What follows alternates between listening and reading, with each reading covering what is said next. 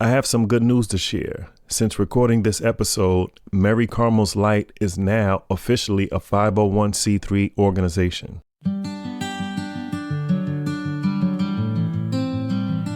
Hello, you're listening to the Charles Bonnet Syndrome podcast. My name is Shaimond, and today's special guest is Eva and Kevin Potts.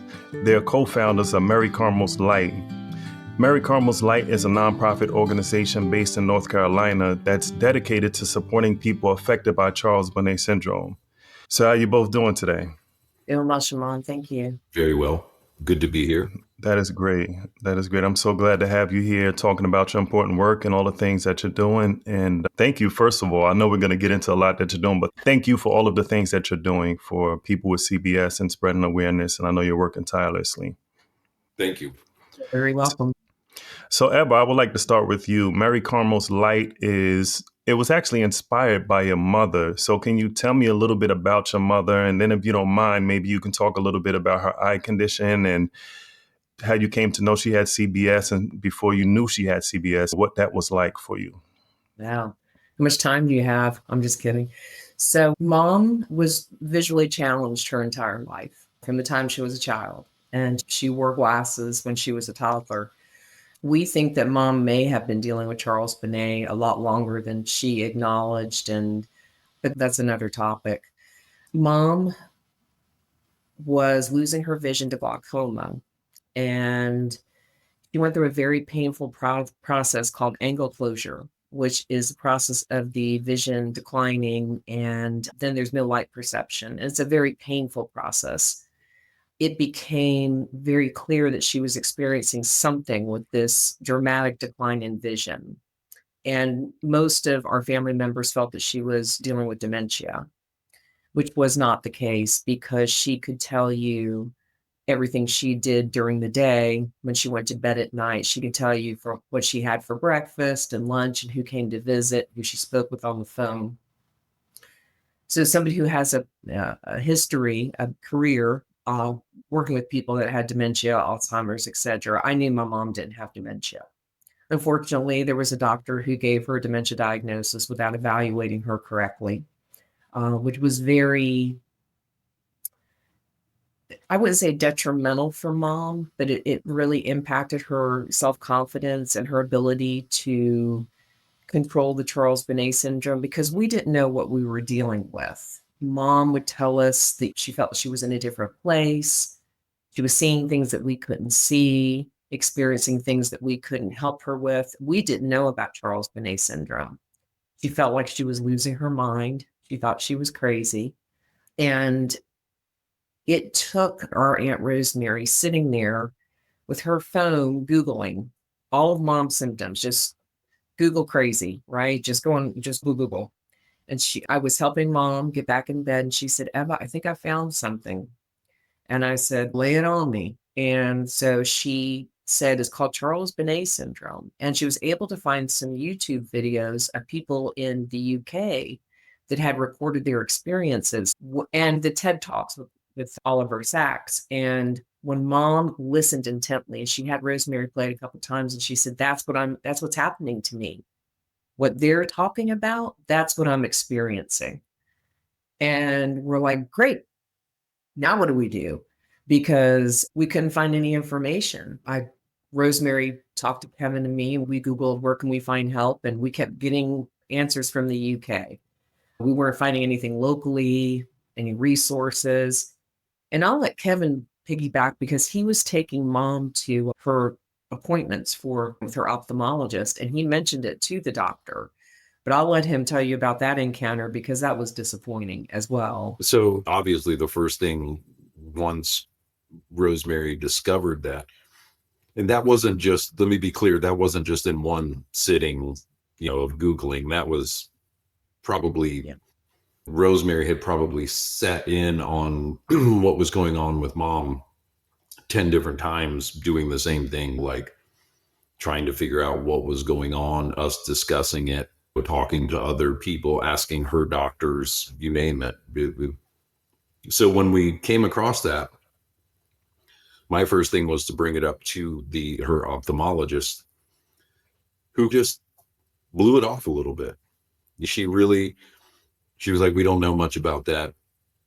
It's not really physical to the eye. So we don't know much. And I don't know what to tell you, basically.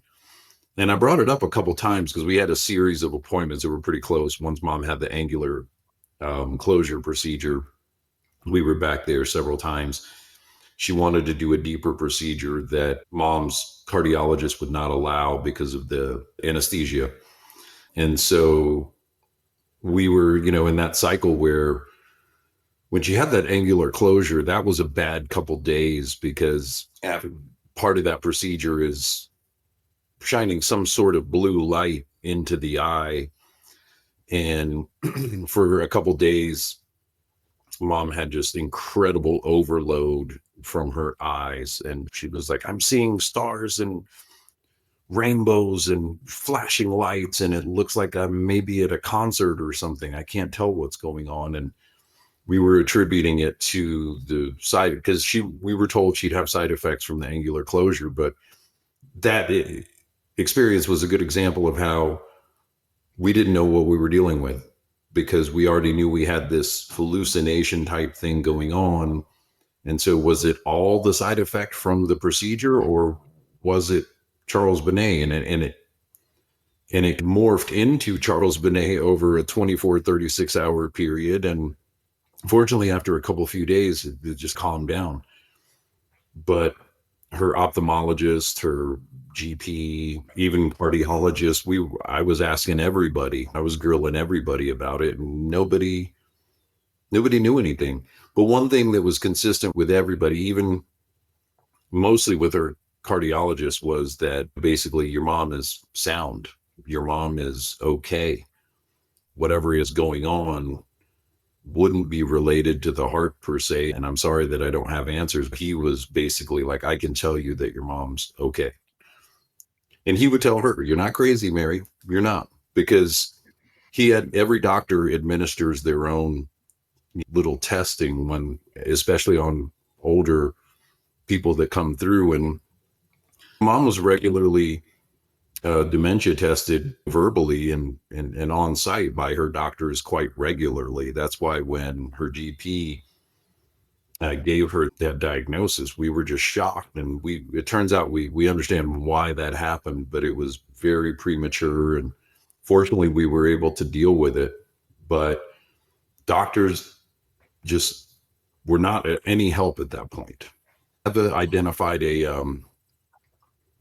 is a little bit further along in what we were dealing with, but Eva ended up contacting Dr. Cusick, and mom finally had a conversation with a neuro-ophthalmologist, and it was as if the heavens had opened up. She was told very clearly that this is what you're dealing with, and this is normal for somebody that has this condition of what you're going through. You're not alone, kind of thing. And so that was very helpful, but it still didn't change a lot of things about Charles Bonnet for mom, because one thing about Charles Bonnet, I think, as we may know now, and I believe and know in my heart that Charles Bonnet for every individual that deals with it is different because it's completely based on what is going on in your psyche, what your life is like, what your emotions are, what your daily input or lack of input is, sensory deprivation or sensory overload. Our mother's biggest problem was the things in her life she wasn't happy with, that kept like horror stories happening for her and Charles Bonnet. Very rarely were her hallucinations okay and manageable. Every now and then they would remind her of Jersey City when she was a kid, but those were far and few between. Most of it was ugly scenes of Nazis taking over because she lived through World War II, and you name it, anything that was dark and ugly for her would come through in her hallucinations some way or somehow. And it was trying. It was very trying many times, as Eva can tell you. And so when Rosemary discovered this Charles Bonnet syndrome, it was huge. Even though it didn't put us directly on a path that was easy and fast. And we were like, oh, okay, we can do this. It still felt, okay, we know something now. And shout out to Rosemary Anderson. That's who our aunt is. And giving credibility and validating the person who's going through it, because we talk in our support groups, this as well, Shaimond, that believing the person and what they're going through is the most important step that you can take to assist them, to say, we understand you are experiencing this. We just don't know how to help you. And that's what needs to change, right? So when I did get her to the neuro-ophthalmologist, and he was into a neurologist, actually got her to a neurologist as well, who was able to expunge the dementia diagnosis from her record, which was almost breathing new life into mom, right? Because she was so defeated by that diagnosis. When she got that diagnosis, it's almost like, I give up, because now people are just going to think I'm losing my mind. She thought she was losing her mind. And during the process, we had to move mom in with my husband and me. And it was very difficult for her. Anytime you change an environment for someone who's visually impaired, as you well know, because you're a caregiver, when you change that environment, it can either be a good thing or a bad thing. And it wasn't terrible for her, but it was almost like another defeat, right? I had to leave my home. So there's so much of the psychological impact, what happens to somebody who's visually impaired, who's older, and then there's Charles Bonnet Syndrome, and you worry about their ability to stay safe where they are. You have to make arrangements, and thank goodness she acquiesced and came and admitted that she needed to be somewhere. And that dementia diagnosis going away was very helpful. And so it breaks my heart when I hear people that come on the support group call that are, haven't even had the evaluation. Doctors aren't even paying attention. She was determined to show somebody that she did not have dementia. And that neurologist, when she came in after 2 weeks of getting the first test, but she did not pass the first time they gave her the test. And it was the words in the chronological order, repeating them back. I think there were 7 or 10 words. We came home, but he would not give a dementia diagnosis until the 3rd visit, which was extremely smart of this man. And so we go back for the 2nd visit, but during the time between the 1st visit and the 2nd visit, if this tells you anything about mom's tenacity, she got very quiet all the time, and she was very concentrating. So we went back to the neurologist for the 2nd visit, and she said, I've got to see him right now. And she did. And she boomed every word in chronological order. 2 weeks later, and he said, she doesn't have dementia. And I said, can you help her, though, with the Charles Bonnet? And he said, I can't diagnose this, because he said, I really don't understand it, and I don't diagnose it. That's a problem. As far as the angular closure procedure, correct me if I'm wrong, but it seems like after she had that procedure is when her Charles Bonnet syndrome came. Is that correct, or did I misunderstand that? No, it was simply that she already had, for a long time, she already had the Charles Bonnet. And we actually knew about the Charles Bonnet already. And that was during the time when I had started bringing it up to the ophthalmologist, who wasn't responsive. It was in the time when we were in there a lot, and then the angular closure procedure occurred. And so she couldn't tell. Mom couldn't tell. She was like, I don't know if I'm having one of those Charles Bonnet things or what's going on. And we were like, there's going to be side effects, and they could be a lot of light. And she was seeing a lot of that. So no, we already knew about CBS, and she had already been suffering or dealing with that for quite a while. The angular closure side effect just blew up for a few days and really just made things. It's not where it started, but it took Charles Bonnet up here for a minute. It dominated the scene for about 2 or 3 days after that procedure. She actually went through, Shaimond, you've heard this on our support group calls before, after the angular closure, and when she was able to have light back in her environment, because we had to live in the dark. We had to black out the house. We had to walk around with our phones, because any little tiny bit of light that got into her eyes was so painful. It would hurt her head so terribly. It was so sad to watch her go through this. I've never seen anybody handle pain like that. I was actually, because she was a heart patient, was a little concerned that going through the process was going to give her a heart attack because it was just so painful.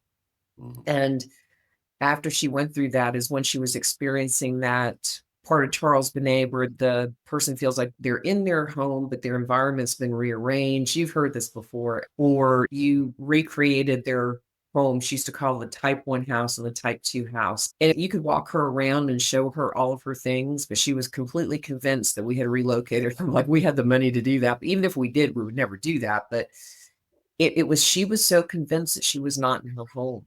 And that was challenging. That was a part that became scary. And so when she came to live with Jimmy and me is when I found Esme's umbrella and I found Dr. Cusick. And I was shocked and I thought, this guy's not going to answer his phone. It's Saturday. Sure enough, he did. And he talked to Mom for 4 hours. And I heard her crying. Wow. I heard her laughing. I heard her very quiet to the point where I came in to see if she was still on the phone.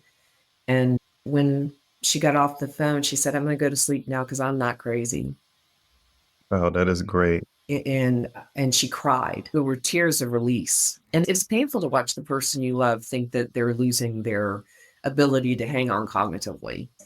I see it in support groups. So yeah, that's Mom's story. I wouldn't say in a nutshell because it lasted for quite a while. And Kevin experienced most of the caregiving with Charles Bonnet. And as her vision declined and then her environment changing, the person who probably suffered the most was her.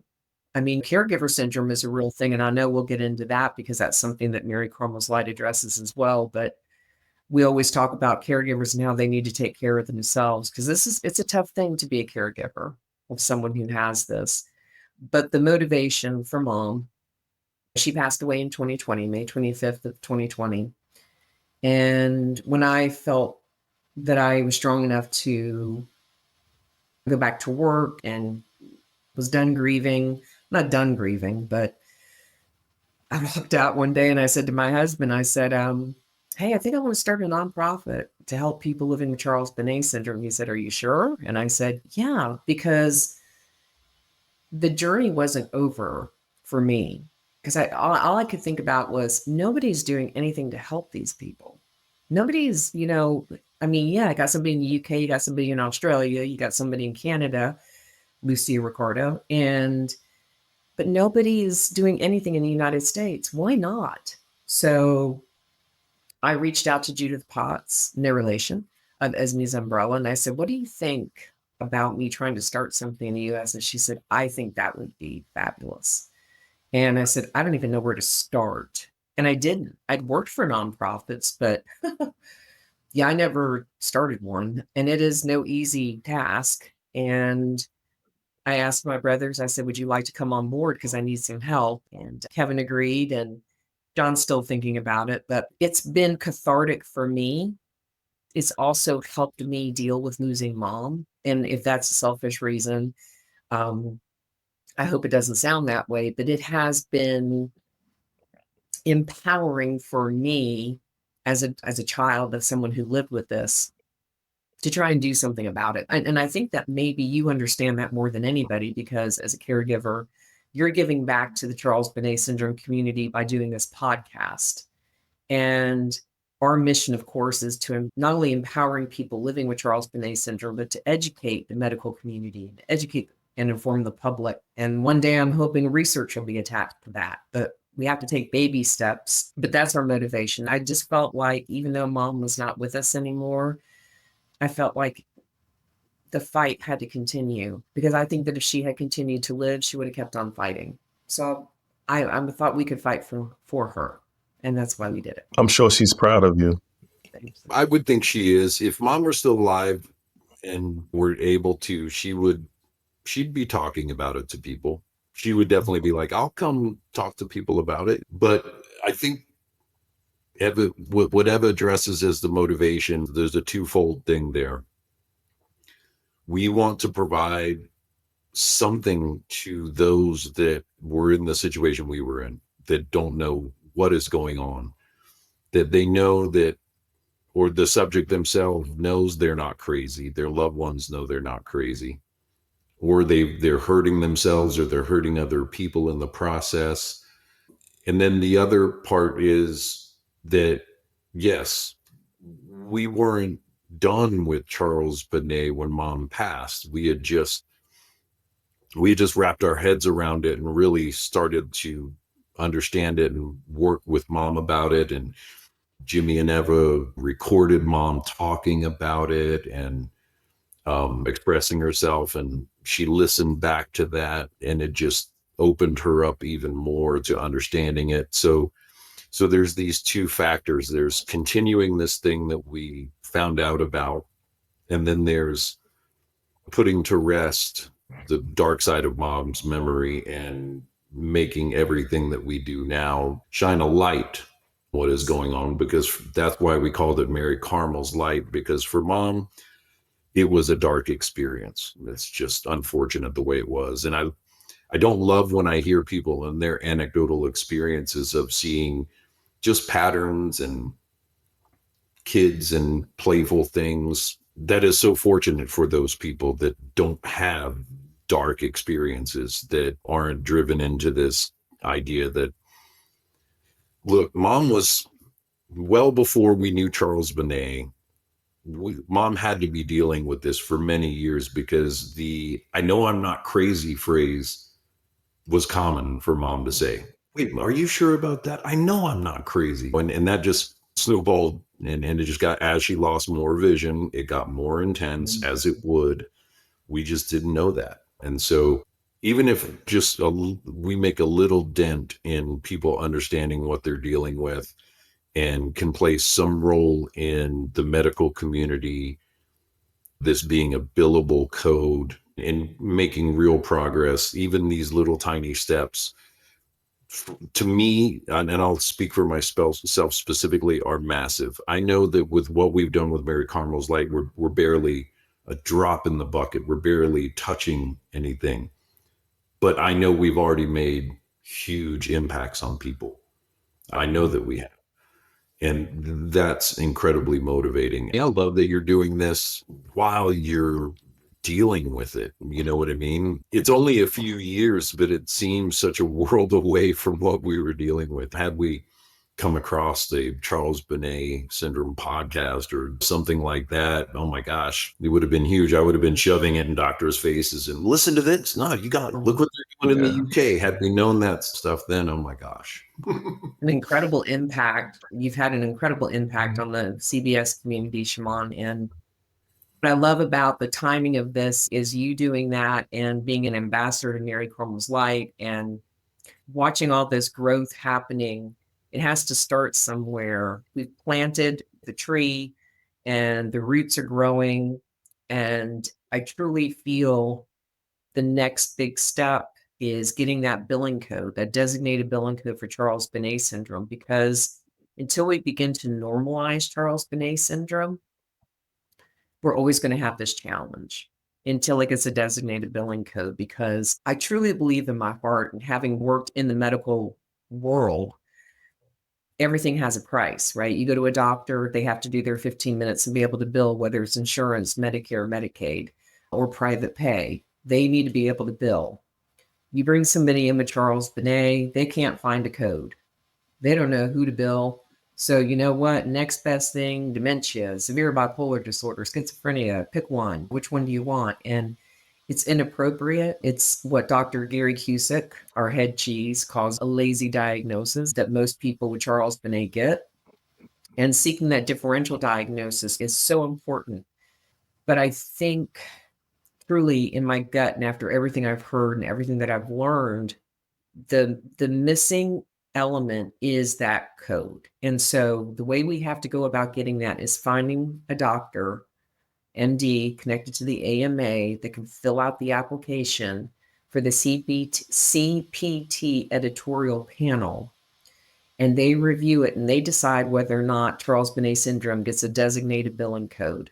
It's that simple. This is different than the ICD code, right? Yes, Shaimond, because the ICD code that the World Health Organization gave And thank goodness they did it. And Judith Potts fought very hard for that.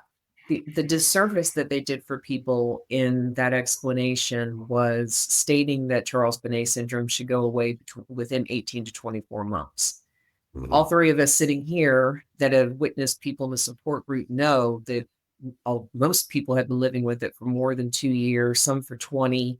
We have one gentleman on there's been dealing with it since 1974. So we know this because we're on the support groups and we hear it. So even though we have that ICD code, that's not a billable code in the United States. So a doctor can't assign that ICD code. It does not help the doctor to be reimbursed for services, whether diagnosing, treating, because they're going to have to be treatment options. So that's why Charles Bonnet syndrome needs its own code and a billable code, because the treatment has to happen as well. And we know that the different treatment options that are being used right now are cognitive behavioral therapy, some hypnotherapy, some psychiatric care that focuses on that anxiety and any traumatic things that happen to people in their lives, which is exacerbating Charles Bonnet syndrome hallucinations, visions, events, episodes, whatever that person chooses to call it. The point that I'm trying to make is we need that designated billing code. We need it because doctors will start to pay attention. Also, with the designated billing code, that starts to launch research. That launches the pharmaceutical industry becoming interested in a new diagnosis. So anytime there's something new out there, it gets paid attention to. So I would be excited to see it so that it starts being taught, because once it's given a designated billing code and you're going to medical school and you're studying those codes, you're gonna see Charles Bonnet syndrome. And hopefully you want to know what it is before you diagnose it, right? So that's the importance of this.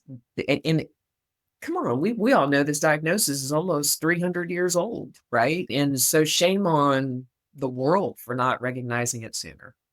It will happen. Yeah, It will. the code will come. Yeah, I definitely. agree. And partly because of your work and many other people's work, it will come. So how long has Mary Carmel's Light been around? We started the process into 2021, an idea, and then getting everybody on board, learning what it meant to form a nonprofit. I told a friend of mine, my dear friend, life coach Martha, I said, yeah, in about a year, I'll have this thing off the ground. She said, oh, honey, no, it doesn't go that quickly. Bless your heart. Yeah, bless your heart, right? That's exactly right. A lot of work. So quickly for you to think this way. I had to learn a lot. I had to pull a board together. And I've received many compliments and of course we wanted you, and you were busy, and you got a family, and you're a caregiver. The people that we were able to bring together all had some connection to Charles Bonnet syndrome.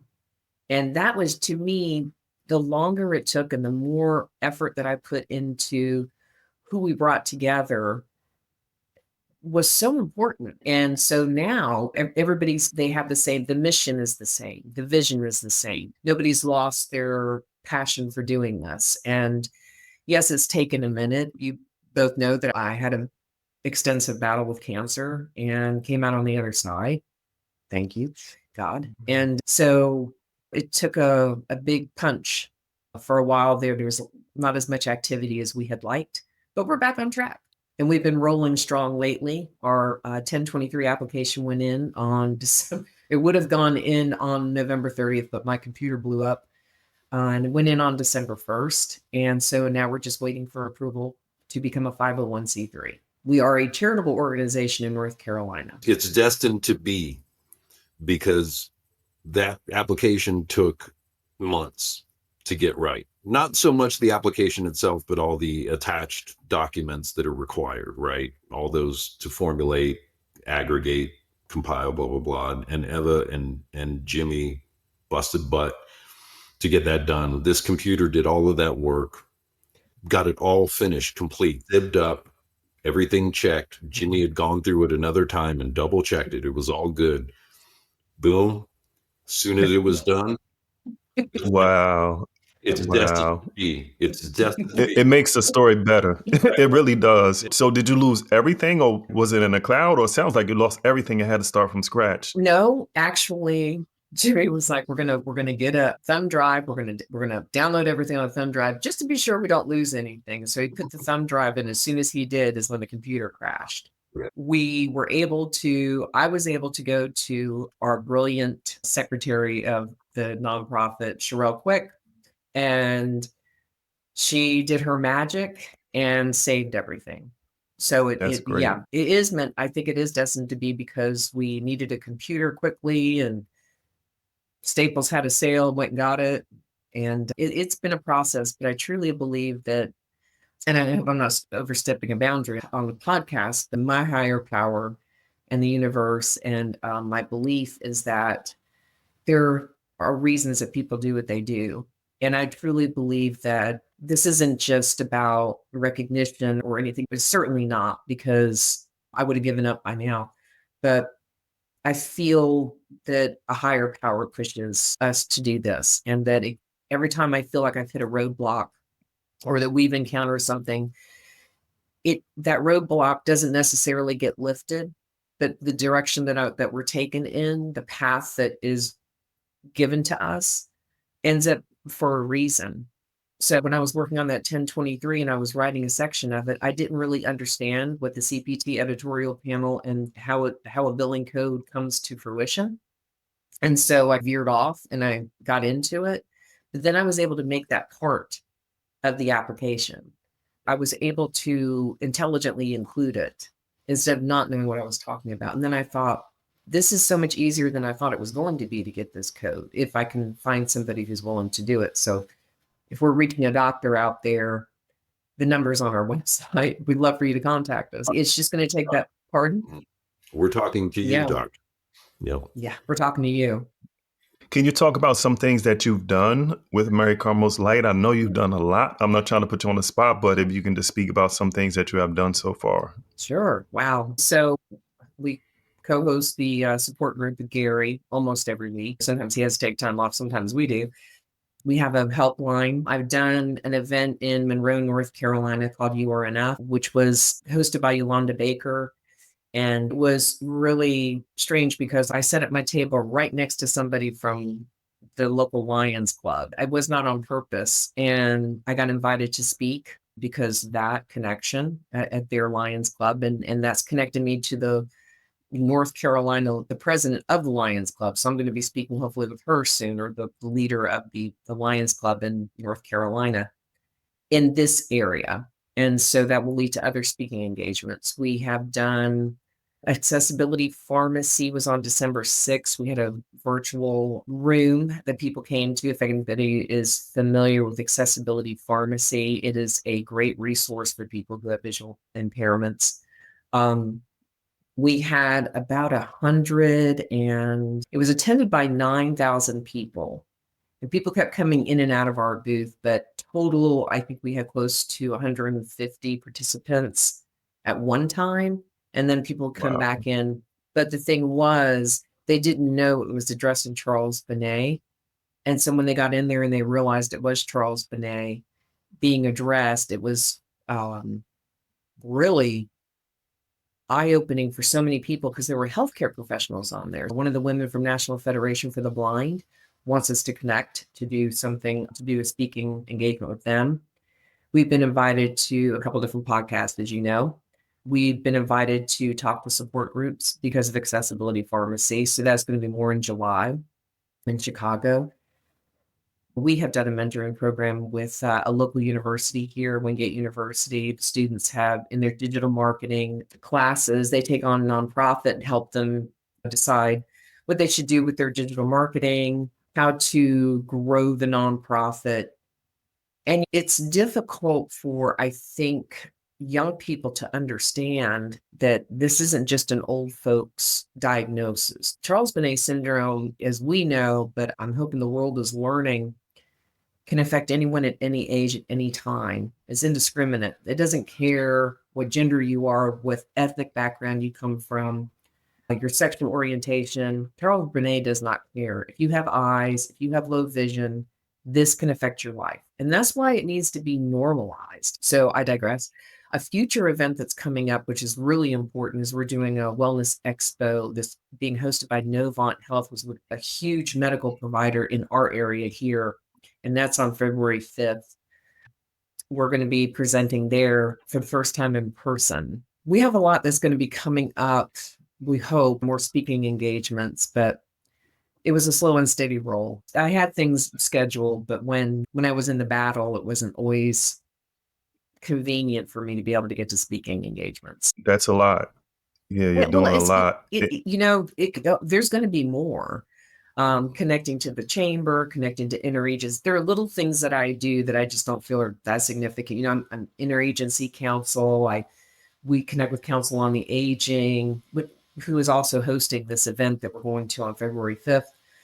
And there are more to come. So every time you do something, it seems to build and you get invited to more and more types of events. We've been invited to podcasts like this one. So that's really, it's being heard, is starting the conversation, talking to people who've never heard of this before. And so when I get that opportunity, I'm always busy with it because, like my mom said, I could talk the bark off a tree. If it will sit, anything that will stand still long enough for me to talk about Charles Bonnet Syndrome, get me in front of a medical professional, and I'm sure they're just shaking their head when I leave because they get a card, they get an education, they get information. But I think that's how you have to start the conversation. They can't say they didn't hear about it, right? So in the words of my beautiful mentor, Dr. Eureka Day, once you know, you can't not know, right? So Wow, you hear that's about great. Charles Bonnet, you can't walk away and say you never heard about it before. As a matter of fact, your interest should be piqued. You should want to know what it is because somebody you love or somebody you've known, there's no way after everything we know about it now that somebody you know has Charles Bonnet syndrome. They're probably not telling you because they're afraid of the mental health stigma that comes with it. There's nothing that we know that can cure it. So why bring it up, right? They're living in isolation. And that's why normalizing it is so important. You go to an eye appointment. I'm a glaucoma candidate. Kevin and I both are because our mom had glaucoma. You go to an appointment and your vision is declining. Your ophthalmologist, neuro-ophthalmologist, your eye doctor should say to you, this is something that can happen. Charles Bonnet syndrome can happen to you because your vision is declining. It comes on suddenly with no warning.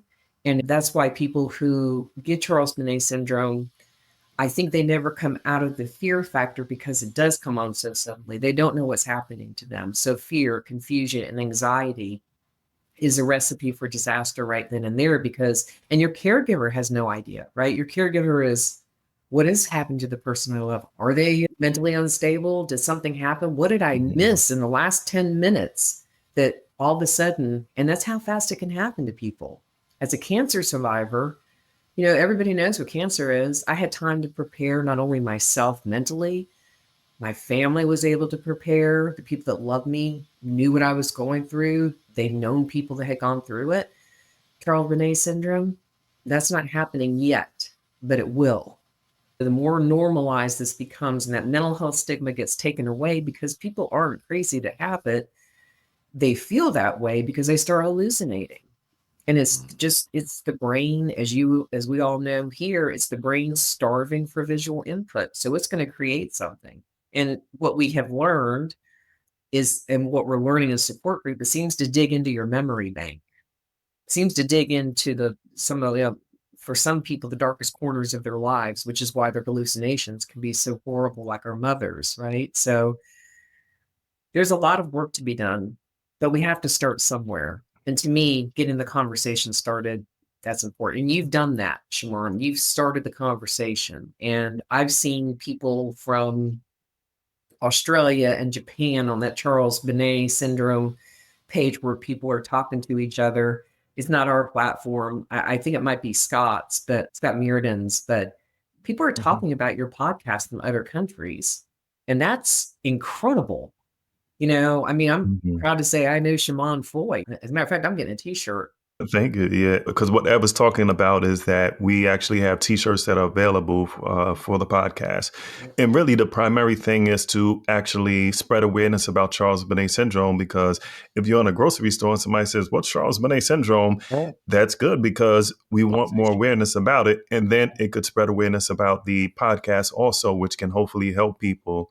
So one thing I wouldn't mind if you speak a little bit more about is the hotline, because you take a lot of phone calls and you've helped a lot of people. And I know people that have Charles Bonnet syndrome that say, I'm going to call Eva. So I'm hoping that eventually, and I can help with this or others, whether it's resources or time, I'm hoping eventually we can actually add other people in to take calls so we can have calls like 24/7. And Yep. that's possible. Anything's possible expanding. But can you talk a little bit about the hotline and what you do and how you help people with your hotline? And maybe share your number too. Yes. So our helpline number is 704-389-0160. And I've actually answered my phone at 2 a.m. And if it doesn't come to me, it goes to Gary, Dr. Cusick, who will also pick up the phone. And if you leave a message because we can't get to the phone, we will call you back. It's often difficult sometimes if we're out of range, but we will get back with you. There's also the contact information on our website. If you go in there, and I'll get an email saying that you're trying to contact us. We try not to let people go too long without speaking to them, because we know what that feels like when they're panicking and they don't have, because mom would do that. She would call us when she was panicking, and being able to help her and calm her down, but don't always have that connection with their family members if they're going through an episode that they don't know how to control. Some people don't feel safe talking to their loved ones, or their loved one is asleep and they just want to talk to somebody that can help them, hopefully. I'm not a doctor, I'm not a medical professional. Or their support structure already assumes that they have dementia, they're crazy, and they write them off. Yeah, and that happens a lot. Yes. That happens a lot. Our helpline is also open for caregivers. It's not just exclusively for people that have Charles Bonnet syndrome and are looking for help and resources. I'll take phone calls. We'll take phone calls from caregivers, family members, anybody who's concerned about a person with Charles Bonnet syndrome or the person themselves. That's actually been probably one of the things that's kept us the busiest. I was really surprised at the lack of calls over Christmas, because usually during the holiday season, especially last Christmas, my phone I bet I took 2 or 3 phone calls a day. But I think what's happening is that the people in our support groups have started reaching out to each other. So people that have Charles Bonnet syndrome are calling people with Charles Bonnet syndrome because they know that they get them, right? And caregivers are reaching out to other caregivers because they get each other, right? So I think it's important that these support groups are connecting people the way that they're connecting them. It's happening. Exactly what Dr. Cusick wanted to have happen is happening. He's connecting the community. And if he hadn't done that support group, we wouldn't be here, because he asked us to come on and to start getting involved. And I truly believe that was I had not decided to do the nonprofit at this point when he invited me.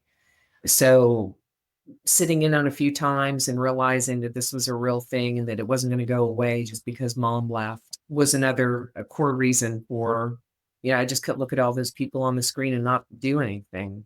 I want to commend you both for starting the organization and doing what you do, because I don't really know what it's like to take care of someone and then they pass away, because the person I'm a caregiver for, they're still alive. But I don't know if it's the selfish side of me or what, but I can easily see how someone can go through something traumatic, be a caregiver for someone that has like a condition that's lasting, like Charles Bonnet, that's chronic.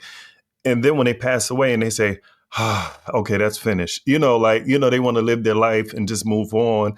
But you guys didn't do that. You guys actually took up the mantle. You guys actually said, I want to help and I want to give back. And I commend you for that, because you could have kind of like went on with your life, but instead you are going to help other people. And there's plenty of people that do that. And there's some people I know that have not done that. And I guess you got to do what works for you, but I just commend you for doing that. So I just want to say that. Thank you.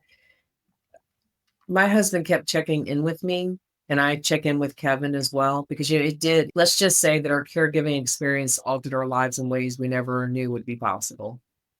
It it can be a tough thing to try and wrap your head around, right? Because caregiver syndrome is real. And if you're a caregiver, you should look it up and watch for the signs and signals. And my husband has checked in and said, "Are you sure you want to keep?" Because it has not been an easy journey to put this together. And I'm hoping and praying that, and Kevin has spoken into existence that we're going to get that approval letter any day, because we need the donations to do what we need to do. A lot of things that we would like to do, we can't do because we don't have the money. We need donations to be able to attend different events and well, our t-shirts are coming, but that takes money. And so the important things that we have to get for the nonprofit to start rolling, we have to take care of those expensive first so that we can move on to the other ones. And so we've had to pick and choose things that we want to do. So everything that we're attending most of the time is a free event. We like getting invited to those. Sometimes you got to step up and you got to do something a little bit more, which we're doing for this wellness expo, and hopefully it'll help. If my husband always says to me, because I've said to him a couple times, "Honey, I hope I'm making a difference. I hope that somehow we're making a difference." And he said, "Emma, if you talk to one person about it, you have made a difference."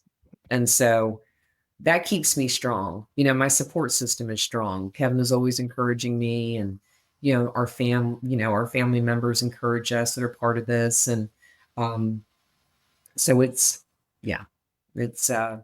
definitely been cathartic, but at the same time, there have been times when I could see why did I do this to myself? But I always pick myself up and say, you know why you did it, right? Quit losing faith, put your faith back on, and keep moving. Yeah. And you know what, to tag on to that real quick, there's just too many things that we knew we weren't okay with. Knowing that there's caretakers and family members out there who are just gonna, they've lost their mind, they're done.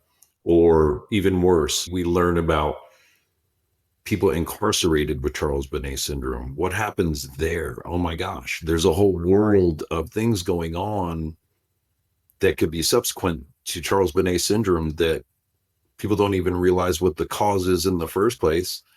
And when you put a crazy definition on somebody, that's what sticks. And look, I've had conversations, not mass amounts, but in groups of people with at least 3 or 4 people.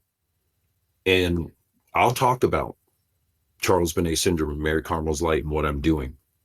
And the way I phrase it is I say, here's the best way to explain it to you guys. Do you know anybody that has lost their vision through their life or have really low vision? And out of that group of people, 1 or 2 people are going to be like, yeah. And I'll go, okay, chances are that they may be dealing with Charles Bonnet Syndrome and you don't know anything about it because they're hallucinating. They won't tell you because they think that people are going to think they're crazy. Anyway, every time I relate it that way, there's always at least one person in that group who is floating off going, oh, and then they'll say, hey, but what about, they'll remember somebody in their life, or it'll be somebody very close to them. And it'll jar them and it'll make them think, wow, maybe that is what's going on with this person. I've had that happen several times. As a matter of fact, it just happened last week, speaking to a group of people that they were like, oh, wow, a friend of ours just passed away, but she had that. She had this thing that you're talking about called Charles Bonnet Syndrome. Never heard of it. And so it feels so strange having these conversations when we see what is so advanced about it in the UK and some other parts of the world. It feels so strange to be having these basic ground level conversations about raising awareness and getting it paid attention to in the medical community. But that's where we are here. And so, yeah, Eva will talk it up with, it's not just a matter of advancing Mary Carmel's light. It's whoever will listen, to be quite honest with you. We did these cards and I've handed these cards out to, I don't know how, 30, 40 Yep. people so far. Yep. That's great. Hoping, but also really not, I'm not donation motivated. It's, hey, you probably Yeah. know somebody is dealing with that. You probably do. It's possible that if you know enough people there, you may know more than one person dealing with that. And I'm so, yeah, hoping through education and awareness, like us sitting here talking like this, starting a conversation, hopefully the more people that talk about it, that's a way of normalizing something. That's a way of giving it recognition and validating the people that are living with it. And I've learned so much from the people living with it that even if you're trying to do something about it, unless you live it, you really don't understand it. And so I will never say that I get Charles Bonnet. I hope I never have to say that, because our experience with it has been watching people that we care about in the support group go ebb and flow with the way their hallucinations are going. And they're either intense and dark, or they're getting better, or they're not. I think that just the conversation and normalizing it. And where do we go from here? As Kevin said, it seems like we're at such an elementary level of, compared to where the UK's got a research specialist and they're doing research with guide dogs, and Australia's is they're potentially doing some research. Well, they have several people researching it over there. And poor Canada just lost their one warrior, Lucia Ricardo, who is in early retirement, but I don't think she's going to give up on the program. But they restructured their platform in Canada, which is no longer addressing Charles Bonnet really in the way that it was. And so, see, it's almost like it's okay to make it irrelevant, and it's not. And I think the more we keep fighting, and we're going to get there one day. One day, everybody's going to know what Mary Crumble's light is. And I think that, yes, I do follow in Judith Potts' footsteps because she's successful and she's made a difference and she's made her impact globally. I mean, if you have Charles Bonnet Syndrome, you know who Judith Potts is, and you know who Esme's umbrella is. And so, like I said, it's not so much about that recognition, but yet it is, because people need to know what Charles Bonnet Syndrome is. And that's just the bottom line.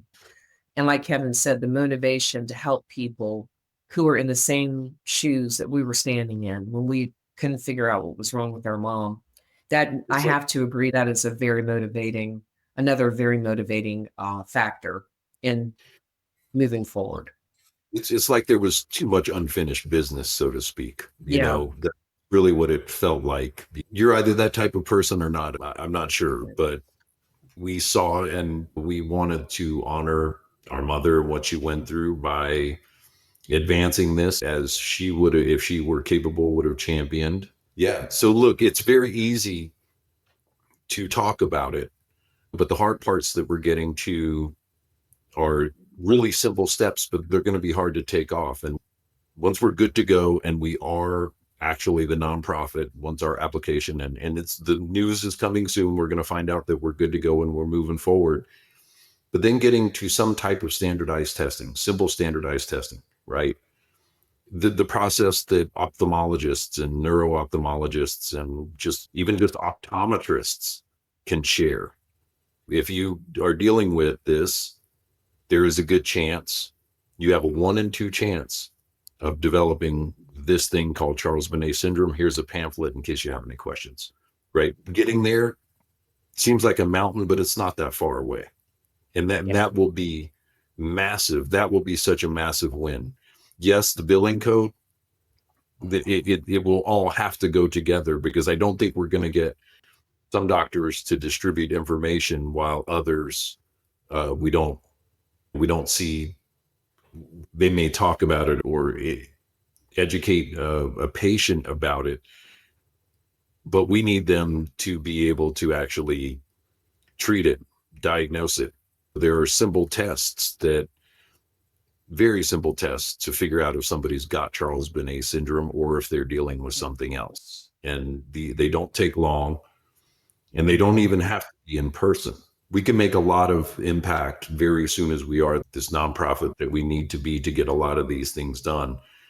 But I think the biggest overriding thing for me is just not being done when mom was done, that we follow this through and help others who are dealing with this and make our mother's memory something that she would have wanted it to be. We're a North Carolina charitable organization right now. Yes.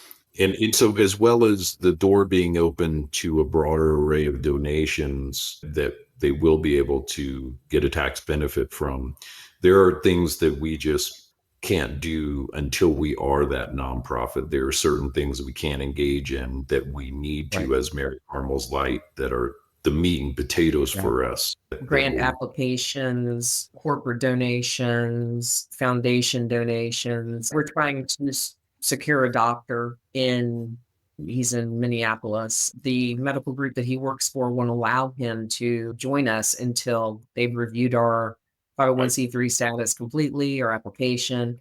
Then they'll make that determination. A lot is riding on that 501c3 status, and your hands are tied, because you can't do the things you want to do because of that little label. I learned so much from Judith Potts with Esme's Umbrella, and she would always say, make sure you take these precautions, make sure you take, because you have to understand, they have nationalized medicine, we don't, right? So her challenge was a little different than our challenge. But she always told me, she said, don't rush it, because if you rush it, you're going to miss something. And if you miss something, that will delay you even further. And so she's been a great coach for me and a great mentor getting this done, even though it's a different application process where she is in the UK and where we are here. She's always been our biggest cheerleader, because she needed something to happen over here, because she was handling more than two countries of just phone calls and information. And God bless her, she did it, right? She's still doing it. And She's a superwoman. yes, she is. I don't know. She is. Yeah. I would like to get her superpowers, but she's been a big influence clearly on what we're doing. Okay. So, Kevin, if someone was listening to this podcast and they're a caregiver and they were having a difficult time, what would you tell them? Obviously, I would ask them more questions initially to know more about what they're dealing with. But on a general level, if you're a caregiver and you're dealing with Charles Bonnet Syndrome, your patient has Charles Bonnet Syndrome, I think the first word I would put out there is just patience and understanding. Those would be the two words, because there's a lot that you could coach somebody on, but those are going to be the two components that are going to get you through the whole process, because episodes, as we called them, can be over in a flash, or they can last for days. And therefore, that understanding and patience is important. I think the next thing I would talk about are the coping mechanisms that we all talk about and are, steadily trying to help people with, and just cover the array of coping mechanisms that may work, because covering the array is important. Some will work, some won't.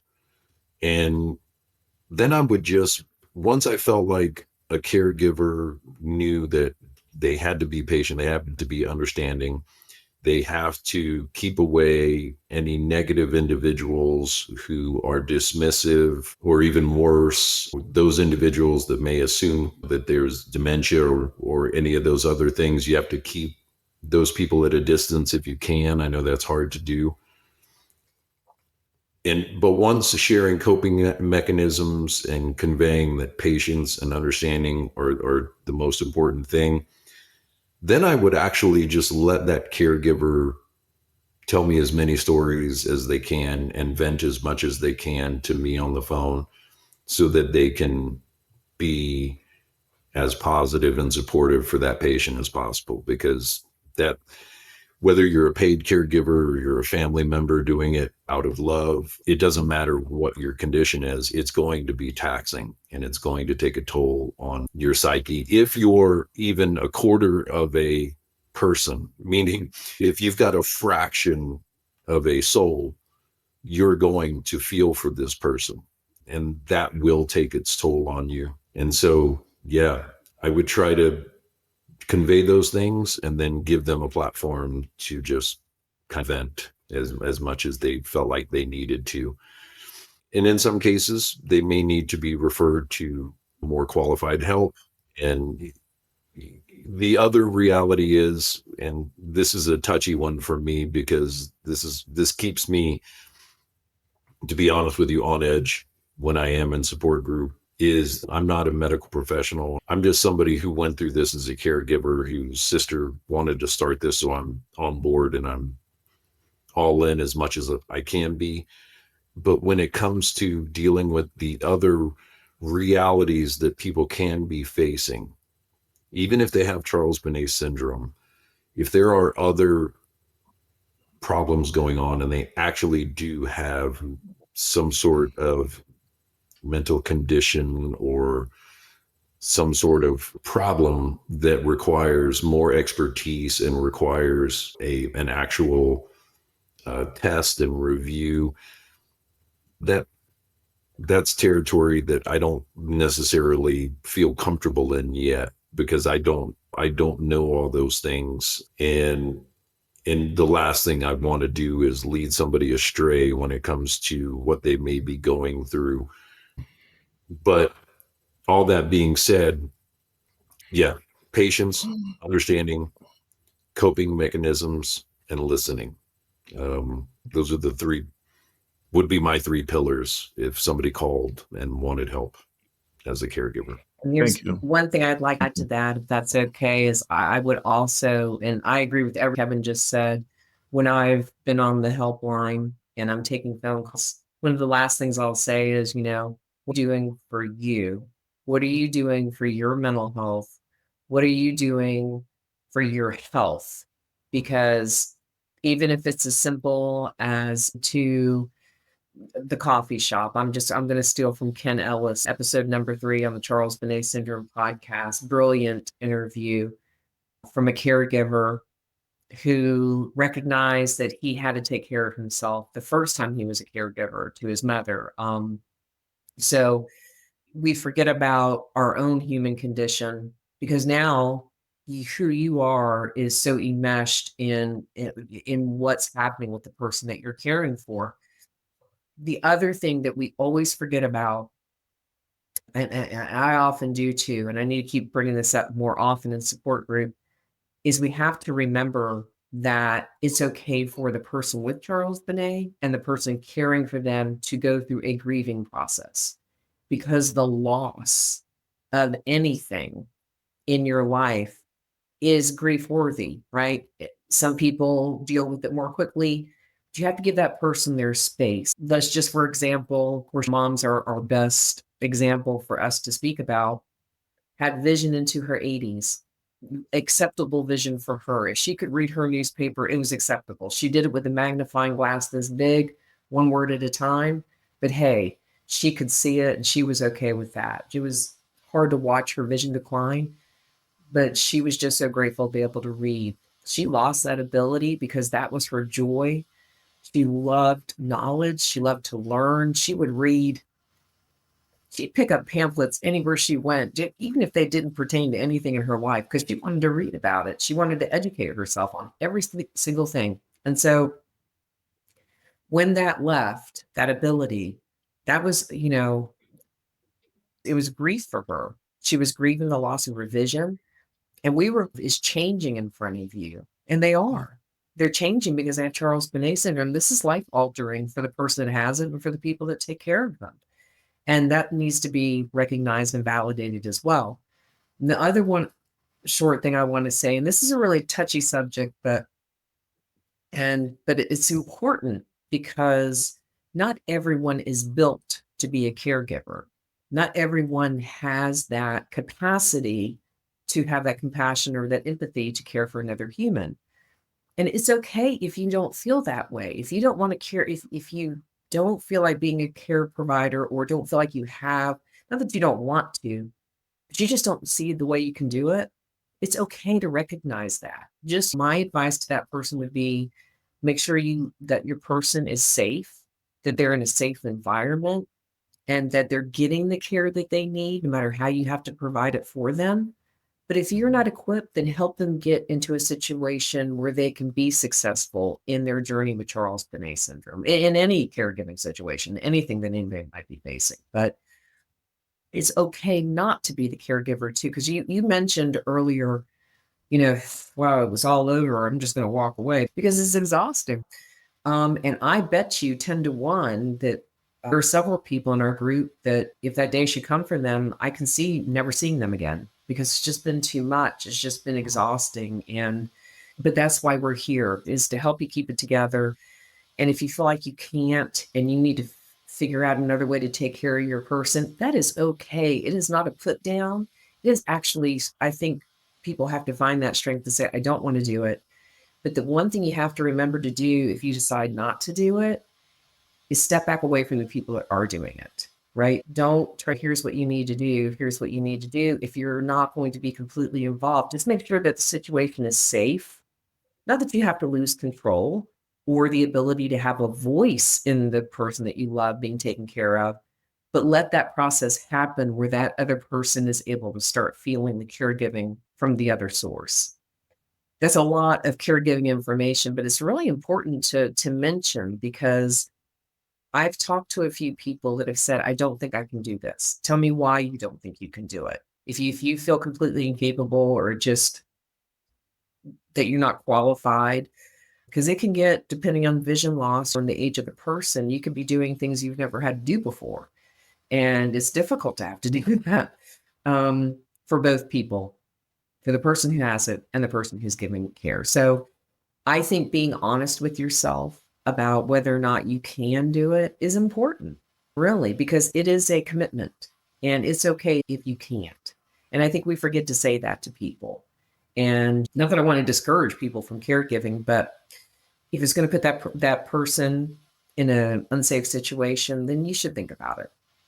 Thank you so much. Yeah, I was just thinking, and this could be, we can talk 15 more minutes about this particular topic, but I was just thinking some people may feel like they don't have a choice because they can't afford to hire a home health aide, or they maybe are not on Medicaid where something could be provided for them. And then I've even heard people that are on Medicaid, the system's not as good as you think it is, and you can't get things. So some people may feel like they don't have a choice, but you always have a choice. Or you got to look at your resources and think about, okay, this is where I am and what I'm capable of, I believe. And then you got to figure out, okay, what can be done. And then also sometimes people are more capable of doing than what they think they can do sometime. But I'm not trying to contradict what you said, but sometimes I just feel like people feel like they don't have a choice. I'm the only child, or I can't afford something else. But that's a real thing, what you said. Yes. But Shaimond, that's what a helpline for caregivers is about too. We forget about the caregiver, and the Rosa Carter Institute for Caregiving is such a great and important resource because it helps people understand. They have a dedicated helpline just for caregivers. And I think it's 741-741. If you're feeling overwhelmed, call this number. And I think caregiving is becoming more recognized. And I didn't know this until I heard a podcast the other day. The Duke University is actually partnering with the Rosalind Carter Institute of Caregiving because caregiver syndrome is a real thing, and it's being recognized as being able to hopefully be able to take time off from work if that happens. It's being recognized as a condition that can be treated and covered, where you don't have to lose your job and your health and your life because you decided to help the person that you love. But I agree with you. There are people who are thrown into situations and they don't have a choice but to step up. And we're here for that person too. We're here because being forced into something is just as difficult as feeling like you can't do it and you want to walk away from it, but you got to, right? So yeah, we're there to help you. And not that I don't have any magic answers, and I sure don't have a magic potion to help it make it easier, or we don't, but we certainly will help try and walk you through it. And you come to the support group. If you're a caregiver, come to our support group. We have some pretty smart people on there. As far as resources for caregivers, as we move along, we definitely hope to build more resources on a referral basis for caregivers. And we endeavor to expand support group for both CBS, people with CBS, and caregivers, and hopefully develop soon enough more tools and guidances per se for caregivers and people with CBS. But yes, Eva brings up really valid point about just the ability to do it, because not everybody is built for it. But one thing I can say, if you're in one of those situations where you have to do it because you don't have the other resources, you don't have the people or the knowledge, is reach out locally. There are resources locally for you. And the other part is it's easy to feel trapped. A caregiver can, even if they're a paid caregiver, it still can be a trapping feeling. It's important that you have something in your life that completely separates you from what you're doing as a caregiver. It's of the most critical importance to have something that brings you joy, or at least a moment of relaxation, because I know there are caregivers out there that don't get any moments. We know what it's like to go 7, 8, 9 days with absolutely no break, nothing, and constantly around the clock. You've got your sleep cycle, nothing works right for you, and you've still got to perform and be everything you can be for that person. And we're only talking about Charles Bonnet. Yes, it can be daunting, but there are resources out there for you, and taking a minute for yourself, if that means walking out the door of that home and taking a walk. Obviously, you don't want to leave anybody in any imperiled situation or leave anybody unsafe or do anything irresponsible. However, there are ways to exit yourself from the situation quickly and recoup. It's easy as a caregiver to get frustrated and angry. I know there are times where my tone could have been better with my mom, and I didn't never even meant to be raise my voice or have any sort of negative tone with my mother, but it would happen. It would happen. And it's so important to stay level, to be that caregiver that you need to be, that person depends on. But there are local resources out there. There are, and even if they seem like they're not going to help, I guarantee you that there are resources in your community, through your municipality or at least your county, where you can at least talk to somebody, even if you don't get all the answers you need or the resources you need. I assure you there's somebody that cares within your local system. I'm sure of it. I've had many of those phone calls. First of all, I'm not a doctor or a medical professional, so I'm not trying to diagnose them over the phone. I want to make sure that what they're talking about is Charles Bonnet, especially if I've not seen them on support group. And I ask them specific questions. Are they silent hallucinations? Do you hear them, or do you feel them touching you? Because that means it could be something different. I ask them if they're safe. Where are they at that time that I'm speaking to them? Is there someone around them? Do they have a caregiver close by? And usually they do. And I ask if that caregiver or if that loved one or whomever it is could be part of the conversation, if they're comfortable with that. And I just try to explain to them about what they're going through. And have you had a proper diagnosis? Have you seen a doctor about this? If not, I encourage them to go to a doctor. And I often tell them, you may not hear Charles Bonnet right away from the physician that you're going to go see. So don't be disappointed. And then I say, let me send you some information that you can take to the doctor with you, explaining what Charles Bonnet is, if that's what they feel that they're experiencing. So the big encouragement is, if they haven't been told that they have Charles Bonnet, I ask them to go to their doctor and seek a diagnosis. And if they have been given a Charles Bonnet diagnosis, I send them to the website for coping mechanisms. Before we had the website, I sent them to Esme's Umbrella. Just some resource for them to read about it, all the YouTube videos, and it's anything to help them understand that they're not losing their mind, that this is a real diagnosis. It's not a 15-minute phone call. And anybody who's ever called me that might be listening to this is very well aware of that. Neither are the caregiver phone calls. They can go on for hours. My longest phone conversation, it was 7 hours. And that's a long time, and long to make somebody feel heard or, lessens that anxiety or fear in them. It's worth it because I know I was that person as a caregiver. And how do I help my mom? What am I going to do? I know mom connected with somebody in California through Dr. Cusick. God bless him. He's such a great guy. And before he ever started the support group, he was connecting people. And it's really difficult for that person that has Charles Bonnet syndrome. They want someone to be able to see what they're seeing. They want someone to believe. And I would always say, I believe what you're seeing is real. And I love what Antoinette Ellis has said. It's real to us, but it's not actual. It's real to the person with Charles Bonnet syndrome, but it's not actual. And that's important for them to hear too, because it is real to them. They're experiencing it, but it's not actual. And there are so many different conversations. I never know which way the phone conversation is going to go, Shaimond, until I pick up the phone. And until I hear that person on the other end, every phone call is a different scenario. No two are alike. I would never say that I could compare to that were even similar. I just want to thank you for your time. Thank you for sharing your story.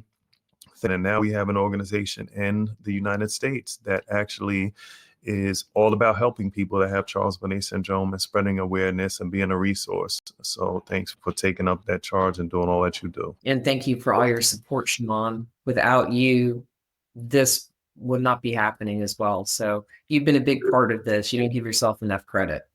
So absolutely. Yeah, you were a big catalyst in this coming forward. So thank you. And your belief in us. Thanks for listening. If you enjoy the show, subscribe and rate the podcast. It makes a difference. And if you would like to contact me, you can email me at info@cbsyndromepodcast.com.